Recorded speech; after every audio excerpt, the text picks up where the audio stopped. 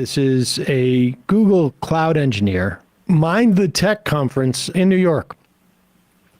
And Barak Ragev, the Google Israel managing director, was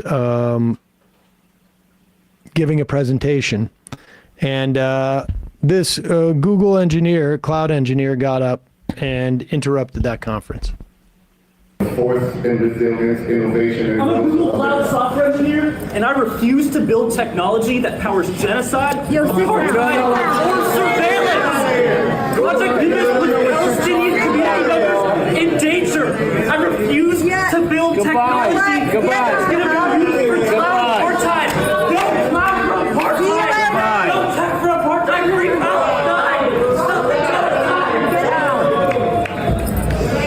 Part of the privilege of working in a company which represents democratic values is giving a stage for different opinions. Yeah. There was a second disruption following that, and they wrapped it shortly after. That's healthy. Here's the second disruption.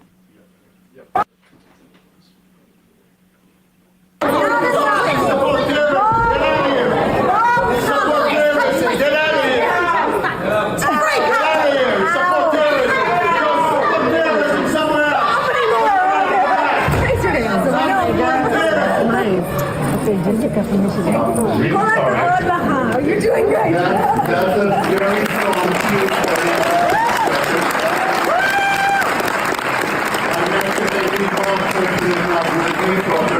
Another one. And I want to again thank you all for your attendance. Yeah, they wrapped that up. I don't know. The thing about the zone of interest that resonates with someone like this is that, like, you know, got to get on with business and get your job done. And yeah, I mean, one thing I like about that video is turning the camera back on the crowd as well. And I think, like, there's a moment, like, I can't imagine being in that crowd.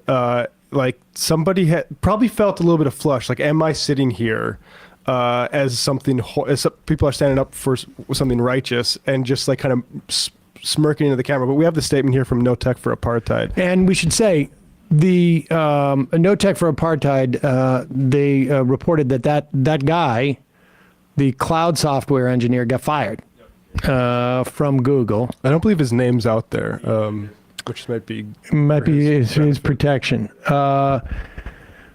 They said this is the first immediate firing of a worker after a public brave act of employee dissent against Project Nimbus. Google and Amazon shared $1.2 billion contract with the Israeli military and government. This is the second worker associated with the No Tech for Apartheid campaign that Google has retaliated against for organizing within their workplace. And the latest in a series of cases in which Google has retaliated against workers for speaking up about corporations' ethical malpractice in a range of business decisions. While touting the importance of democratic values in the workplace, Google is shutting down free speech and silencing debate and dissent among workers within the company. Democracy is becoming a dirty word. I mean, you know, I'm more concerned with what they're doing in the first order than the second order, to be honest with you.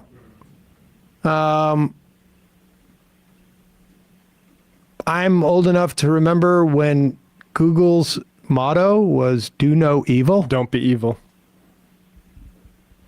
And I feel like this is pretty far up there in terms of being evil. I mean, I'm like trying to imagine what, when they started the company and they had as their slogan, "Don't be evil." What would they, what was evil in their mind? Like, was it like, don't be a company that turns into a vampire, like literally a vampire, or like what would be evil? I feel like it would be, don't produce products that could be used as a way of inflicting suffering and pain on a group of people. Yeah. Had to have been high up on the list. In fact, that one would have been like, guys, we're coming up with a list of what "don't be evil" means. Now, we got this one, but that's obvious. Yeah. Don't make technology that's going to be used as a repressive tool against people, right? That's the obvious one. But let's talk about, like, you know, the less obvious ones.